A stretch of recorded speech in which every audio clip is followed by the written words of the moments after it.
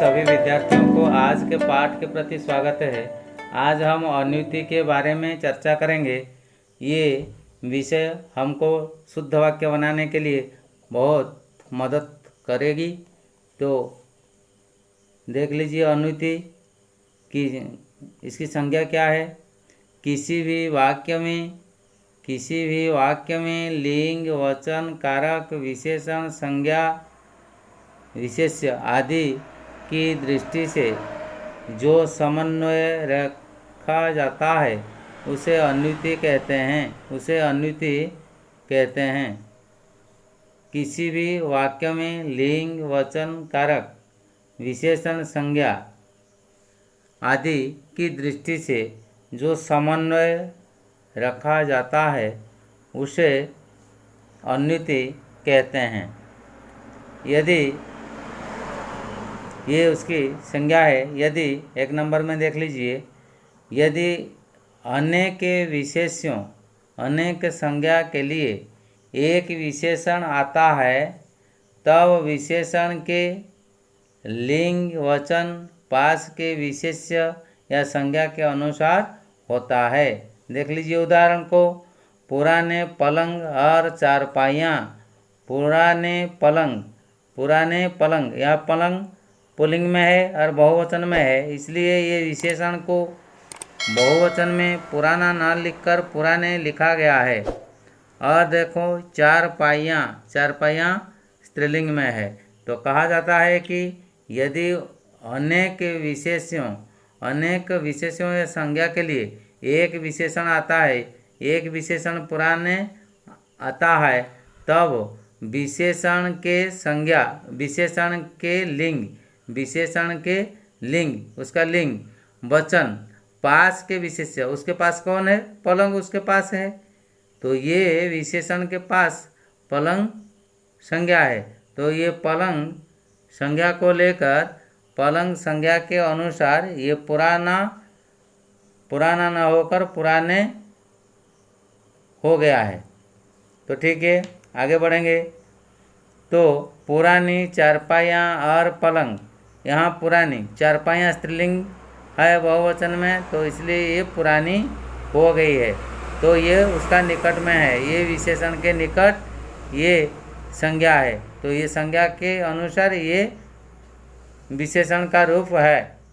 तो अपने गौरव और प्रतिष्ठा के लिए, अपने, ये गौरव पुल्लिंग में है, तो पुल्लिंग बहुवचन में है, तो इसलिए यहाँ विशेषण पुल्लिंग में है और बहुवचन में है। तो अपने गौरव, और ये प्रतिष्ठा स्त्रीलिंग में है, इसके लिए उसका ये प्रतिष्ठा का प्रभाव उस पर कुछ नहीं पड़ा है। नीचे वाक्य को देख लीजिए। अपने प्रतिष्ठा, ये प्रतिष्ठा स्त्रीलिंग है, यहाँ स्त्रीलिंग हो गई है। ये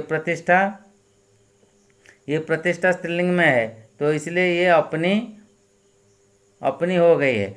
और गौरव पुल्लिंग में है, उसका प्रभाव उस पर नहीं पड़ता है, उसके ऊपर, ये विशेषण के ऊपर ये प्रतिष्ठा पुल्लिंग शब्द का प्रभाव पड़ा है।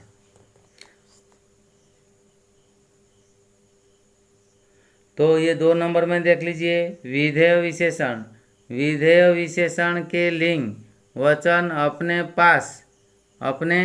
पास के विशेष्य के अनुसार होते हैं। विधेय विशेषण के लिंग, वचन अपने पास के विशेष्य के अनुसार होते हैं। उदाहरण को देख लीजिए।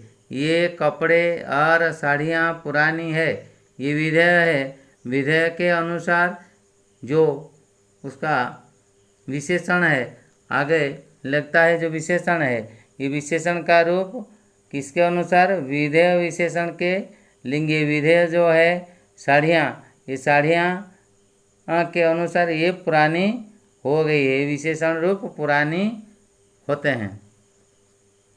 तो यहाँ देख लीजिए, ये साड़ियाँ और कपड़े पुराने हैं, तो ये अंतिम खंड में जो विधेय है, विधेय के अनुसार संज्ञा रूप हुआ है। तो यहाँ देख लीजिए, साड़ियाँ पहले लिखा गया है और उसके बाद कपड़े लिखा गया है। तो कपड़े पुल्लिंग बहुवचन में है, इसलिए विशेषण का रूप पुल्लिंग बहुवचन में होता है। 3. विकारी विशेषण के लिंग वचन विशेष्य के मूल अथवा तिर्यक रूप के अनुसार होते हैं। विकारी विशेषण के लिंग वचन विशेष्य के मूल अथवा तिर्यक रूप के अनुसार होते हैं। उदाहरण को देख लीजिए, काला घोड़ा, घोड़ा के अनुसार ये काला हो गया है। ये पुल्लिंग एकवचन में है, तो ये विशेषण पुल्लिंग एकवचन में है। यहाँ ध्यान रखिए कि आकारांत पुल्लिंग शब्द जितने हैं ये विकारी आकारांत पुल्लिंग, आकारांत पुल्लिंग विशेषण जो है ये विकारी विशेषण है, क्योंकि काला, काले, काली इसी प्रकार उसका रूप बदलता रहता है, लेकिन अन्य विशेषणों, इसके अलावा अन्य विशेषणों का रूप परिवर्तन नहीं होता है। तो इसलिए उसको आकारांत पुल्लिंग विशेषण को, आकारांत पुल्लिंग विशेषण को विकारी विशेषण कहते हैं। ध्यान रखना है उसको। तो काला घोड़ा, काली घोड़ी, काले घोड़े, काले घोड़े पर, तो यहाँ पुल्लिंग एकवचन में है घोड़ा, तो ये काला हो गया है, विशेषण काला है। ये घोड़ी स्त्रीलिंग एकवचन में है, तो काली, काली स्त्रीलिंग विशेषण है। तो घोड़े, घोड़े बहुवचन में है, तो इसलिए ये विशेषण का रूप काले हो गए हैं। यहाँ देख लीजिए, काले घोड़े पर विभक्ति लगने पर ये बहु एकवचन में है, पर विभक्ति लगने पर ये एकवचन का रूप है, तो तभी हम वहाँ काले घोड़े लिखते हैं। नंबर 4 में परवर्ती संज्ञा के लिंग, परवर्ती संज्ञा के लिंग, संज्ञा के लिंग वचन तथा कारकीय रूप के अनुसार का, के, की का प्रयोग होता है। देख लीजिए, सीता, सीता का कुत्ता, सीता का कुत्ता परवर्ती संज्ञा के लिंग, परवर्ती संज्ञा के उसका लिंग, उसका जो, ये जो का, के, की का प्रयोग होता है, तो ये कुत्ता, कुत्ता पुल्लिंग में है, तो कुत्ता पुल्लिंग में होने से, एक वचन में होने से, ये सीता हो, राम हो, कोई भी हो, पुल्लिंग हो या स्त्रीलिंग हो, और ये उसका लिंग के अनुसार, ये संज्ञा का लिंग के अनुसार ये का, के, की का प्रयोग होता है। तो यहाँ देख लीजिए, सीता का कुत्ता, कुत्ता पुल्लिंग एक वचन में है, तो इसलिए ये का हो गया है। राम के कुत्ते को, तो यहाँ राम के कुत्ते को, ये पुल्लिंग एक वचन में है कुत्ता, क्योंकि परसर्ग लगा है तो बहुवचन के रूप में है, लेकिन ये एक वचन माना जाता है। तो राम के कुत्ते को, राम के कुत्ते को, गोपाल के कुत्ते, गोपाल के कुत्ते, गोपाल के कुत्ते, अर्थात गोपाल ये बहुवचन में है, तो इसलिए के का प्रयोग है। गोपाल के कुत्तों से, ये परसर्ग लगने से ये कुत्तों ये बहुवचन में हो गया है, तो के यहाँ लगा है। राजू की बकरी, राजू की बकरी ये स्त्रीलिंग में है, तो ये की परसर्ग यहाँ लगा है। राजू की बकरियाँ, ये बकरियाँ बहुवचन में है, तो की परसर्ग लगा है। 5 नंबर में देख लीजिए, वाक्य में परवर्ती रहित, वाक्य में परसर्ग रहित कर्ता, वाक्य में परसर्ग रहित कर्ता हो तो क्रिया कर्ता के लिंग वचन के अनुसार होगी।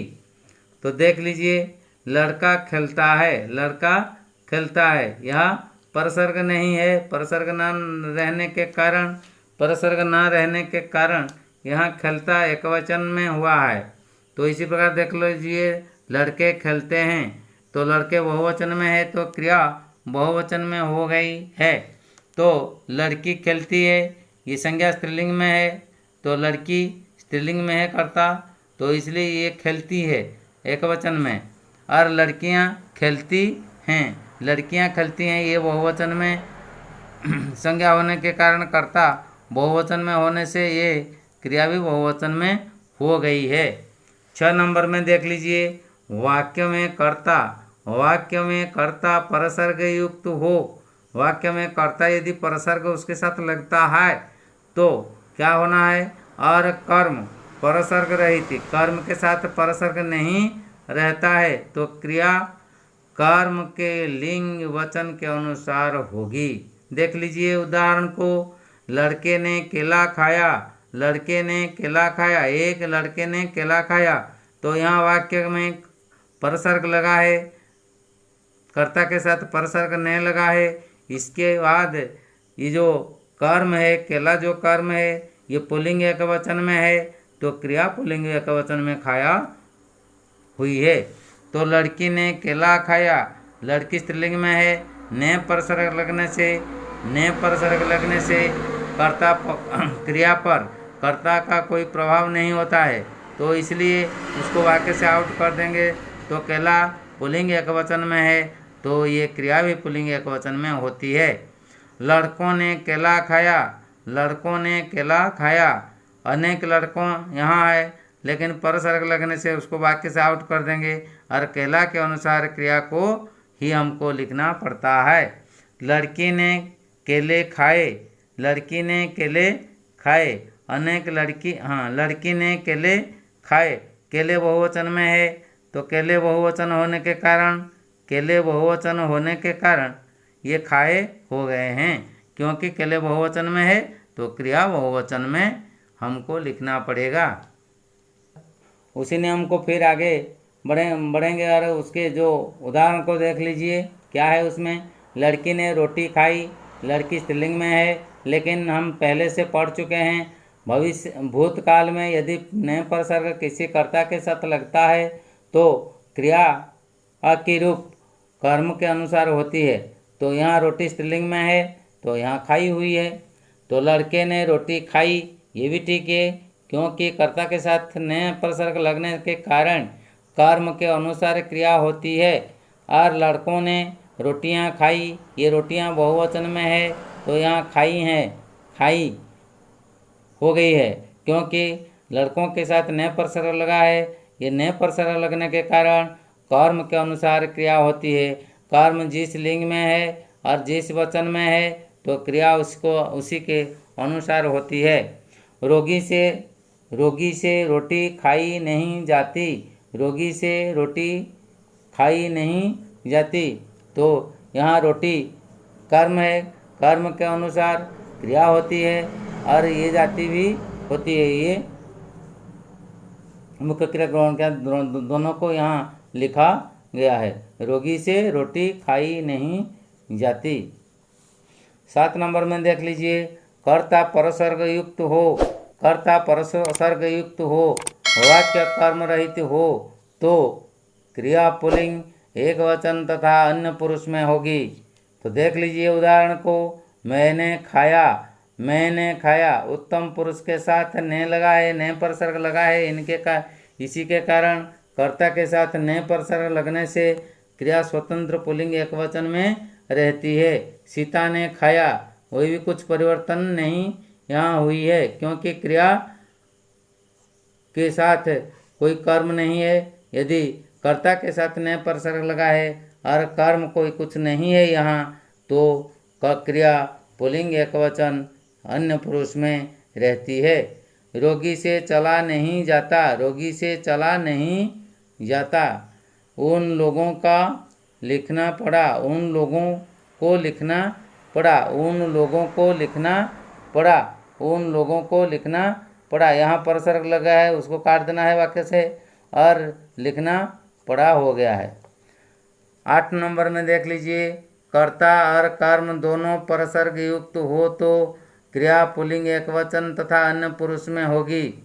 तो कर्ता और कर्म दोनों परसर्ग युक्त हो तो क्रिया पुल्लिंग एक वचन तथा अन्य पुरुष में होगी। ध्यान दीजिए, विमला और कमला को देखा, विमला ने कमला को देखा, विमला के साथ ने परसर्ग लगा है और कमला के साथ को परसर्ग लगा है। ये दोनों को हम क्या करना है, वाक्य से आउट कर देंगे, वाक्य से बाहर देंगे, निकाल कर देंगे और क्रिया पुल्लिंग अन्य पुरुष एक वचन में है।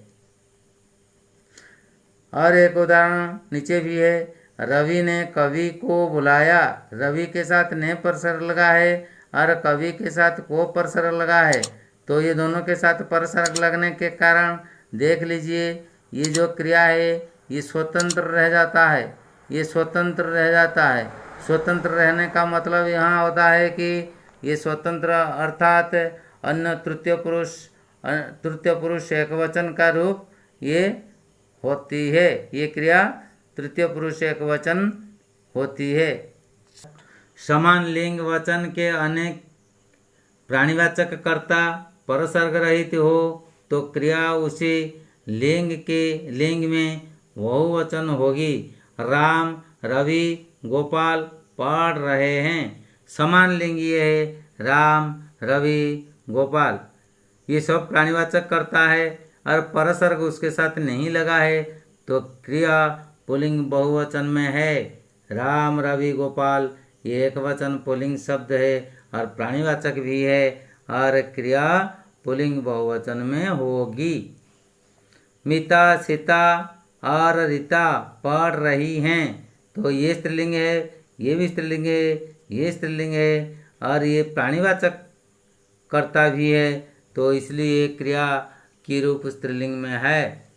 गाय और बकरी चर रही हैं, गाय स्त्रीलिंग है और बकरी भी स्त्रीलिंग है तो क्रिया स्त्रीलिंग में है।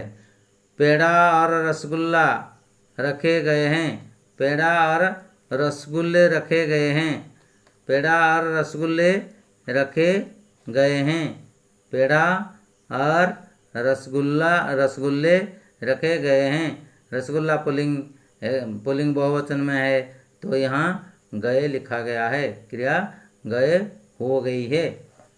10 नंबर में देख लीजिए। 10 नंबर में परसर्ग रहित भिन्न लिंगों के दो प्राणीवाचक या अप्राणीवाचक कर्ता एक वचन में आए तो क्रिया पुल्लिंग बहुवचन में होगी।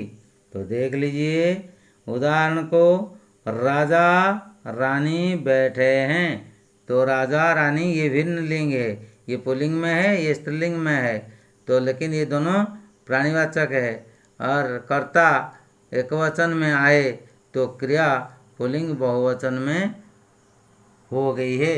देख लीजिए राजा और रानी, ये रानी स्त्रीलिंग में है इसलिए ये बैठे हैं, ये बहुवचन में है क्योंकि ये दोनों परसर्ग रहित है, उसके साथ परसर्ग नहीं लगा है, कोई भी परसर्ग राजा के साथ नहीं लगा है, रानी के साथ नहीं लगा है तो प्राणीवाचक हो या अप्राणीवाचक करता हो एकवचन में आने पर भी बहुवचन रूप क्रिया को हमको करना पड़ेगा।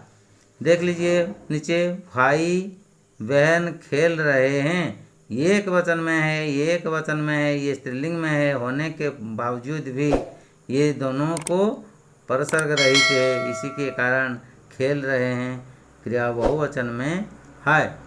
यहाँ बाघ बकरी एक घाट में पानी पी रहे हैं, बाघ बकरी पुल्लिंग में है, ये स्त्रीलिंग में है तभी क्रिया पुल्लिंग में है, बहुवचन में यहाँ है। तो तोता और मैना पेड़ पर बैठे हैं, ये पुल्लिंग में है, ये स्त्रीलिंग में है तभी वाक्य की क्रिया पुल्लिंग बहुवचन में है। ग्लास और थाली कहाँ रखे गए हैं, ग्लास और थाली कहाँ रखे गए हैं। राम लक्ष्मण और सीता वन में गए, यहाँ राम लक्ष्मण और सीता 3 करता है और वन गए। इसके अगले पाठ को जरूर देखने के लिए हमारा चैनल को सब्सक्राइब करेंगे। आप अंत तक वीडियो देखने से बहुत बहुत धन्यवाद।